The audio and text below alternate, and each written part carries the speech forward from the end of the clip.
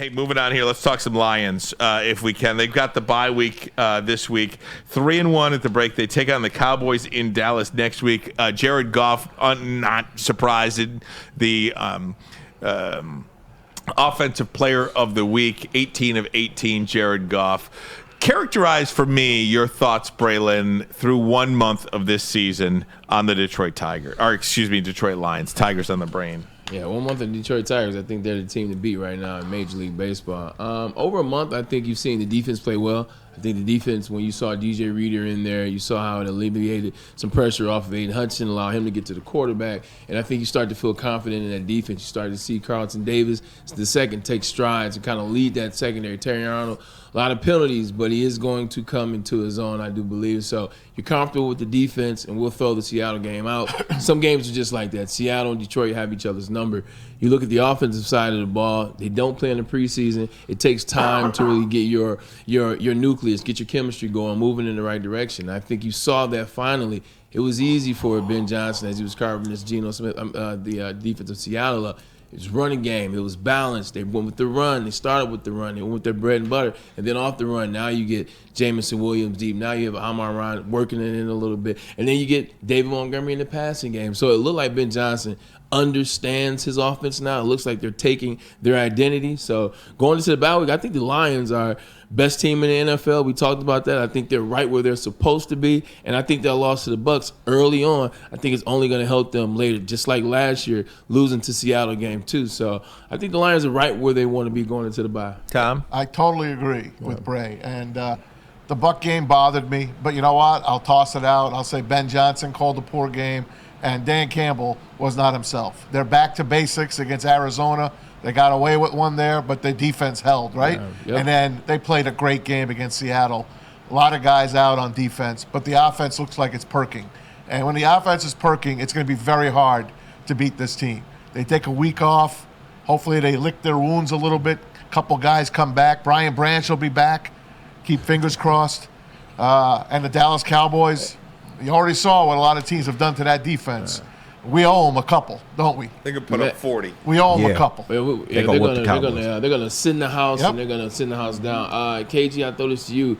One thing about the Arizona Cardinals game, though, Mass, although it got a little bumpy, got a little hair, they held. Never did you really worry, did you? Mm-hmm. No. Never did you worry. In the past, you would have worried. You saw the line, you said, no, it's cool. I don't like what I'm seeing, but I trust Aaron Glenn. I trust Dan Campbell. KG, like, that's a big moment for the Lions, especially coming off that Tampa loss. Yeah. Because if you lose 2, I don't care who you're playing. That's not a good sign. No, absolutely not. And then they also didn't let the mobile QB and Kyler Murray affect them. And you've seen that back-to-back weeks now. Yeah. Geno is also somebody that could have hurt you with his legs, but you didn't really see that, man. I know this defense gave up a lot of points. Geno don't rush on nobody in the NFL but the dog. Yeah, it only seems like us. It only seems like us, man. But yards, where'd that come from? Hey, it is what it is. But if you pay attention to the volume that the Seahawks had to put out, yes, they had 500 yards of offense, but Geno had over 50 attempts. They were a one-dimensional team, and they have good receivers. Of course, eventually, they were going to get back into that game. So I think the defense is just fine, and the offense looks like it's ready to go now. We had a few weeks where they were coming out sputtering and slow, but Jared Goff going perfect in that game, and just everything that you saw from the offense. The run game was working. You got Sam Laporta back involved. J-Mo looks like J-Mo. This offense is ready to go. The defense is following suit, and this Lions team is going to be ready to whoop Jerry and the boys in Jerry World. Pete, how do you feel about the Lions through 1 month of the season? Well, they definitely have picked up the steam. I do like the way that the offense looked against Seattle. I mean, definitely a complete different look against Seattle from what we've seen the last couple seasons. So it really was nice to see the Lions come out, put a statement game together. I do like the way that not only the offense has come together, I like how the linebackers are starting to play, because they're starting to make these teams start to think a little bit more about how they're going to be using the run game against the Lions. And if you can shut down any run game in the NFL, you're going to win championships. And the Lions are starting to do that. You can see that. I know that Kenneth Walker got in a couple times against the Lions, but he didn't gain. The Lions' defense is definitely coming together, and I like the way that they're looking, and Aaron Glenn has these guys working as a unit. Hey, that forced fumble by Jack Campbell was a game changer. Yeah. Because they're going down to stay right with us, right? Back and forth. And then what happened? The Lions went down and got that 2-score lead, and it changed the game. So hats off to Jack Campbell on that play. I mentioned the other day that I think the Lions are the best team in the NFL. It's their NFC for sure, to me right now anyway. It's their NFC to lose.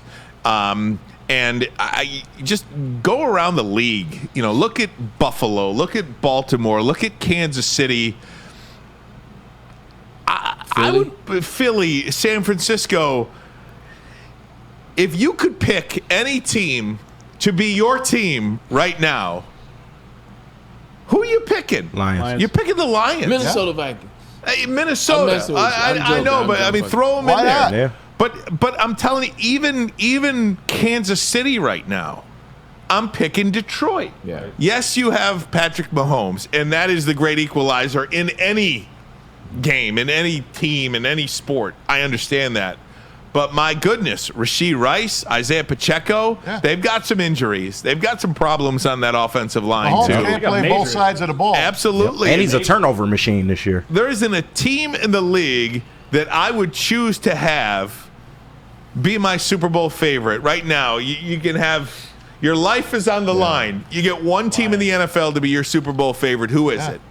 It's the Lions. I'm with you. Mark my words on the Kansas City Chiefs. If they don't make a move for Devontae Adams, or if they don't figure out bringing another wide receiver in and figure out what they have now, because they're missing Isaiah Pacheco, who's a large part of what they do, and now they don't have Rashee Rice, their real only wide receiver, the defense is going to be on the field because that's their catalyst. It's the defense. They're going to be on the field more. You know what happens the more you leave a defense out there, Maz? They get tired. Mm-hmm. They can't go as many. Start to get injured. Start to get injured. Yep. Because that's a lot of times when guys get injured, when they're hurt, when they're lethargic, when they can't necessarily do what they usually do.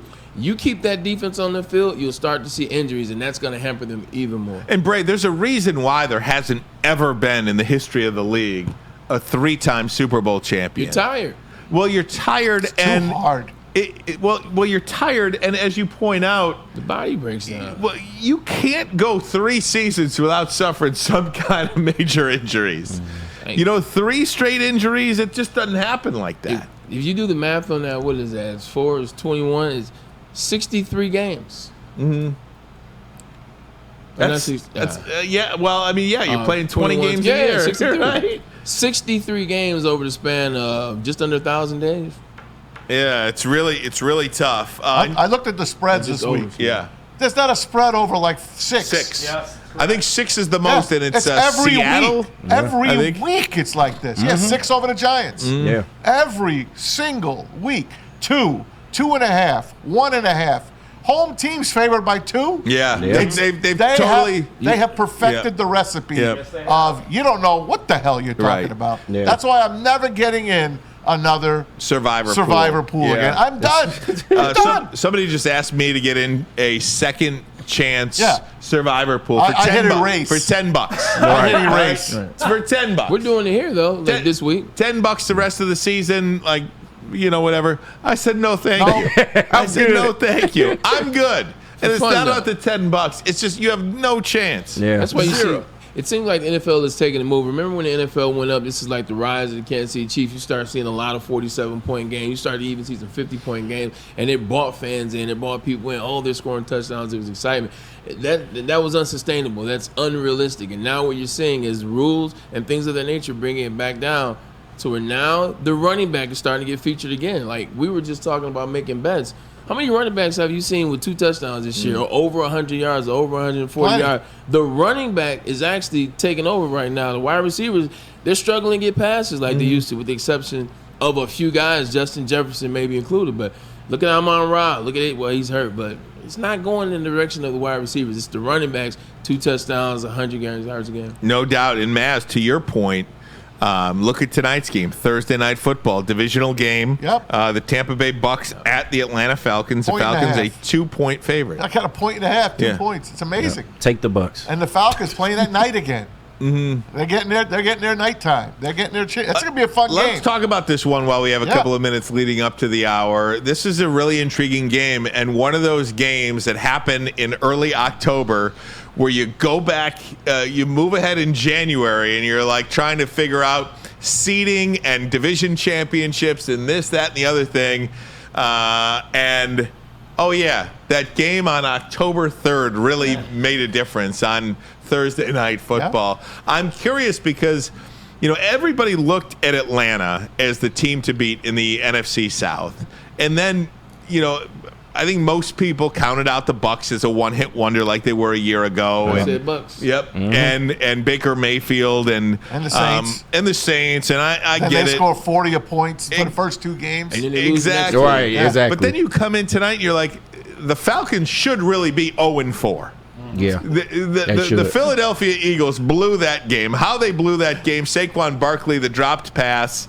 But don't forget, they stole the game, the Chiefs game from them. They stole the Chiefs game from them. That's true. So, I guess they could be 0-4, but they could be 2-2, Yeah. essentially. Yeah. At the same time, the Bucs come in, the dominating performance, and they're an underdog. You can't figure this stuff out. I'm taking the Bucs. Falcons tonight. Oh, The wow. roof is closed. What's the over-under? I don't know. 43.5. I don't Take know. the to our over friends at tonight. Caesars. Every Thursday game, it's about 80% under. Take the over tonight. The roof is closed, and it's going to go over tonight. My biggest question for the Atlanta Falcons is last season they drafted a player that we thought was going to be game changing.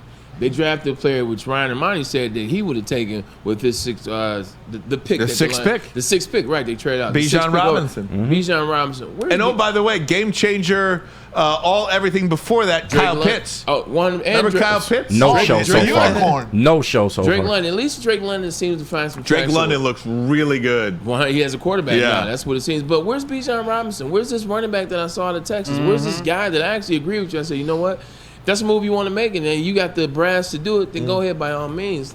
Where's he at? He just does not look like they can find No. the rhythm Yeah, with him. can't- It yeah, doesn't look figure like it they out. fit him into the offense. Hell, Tyler Algier He Got uses more, just as yeah. much is as him. used more. Yeah. And this guy is your 8th pick overall or whatever the hell he went.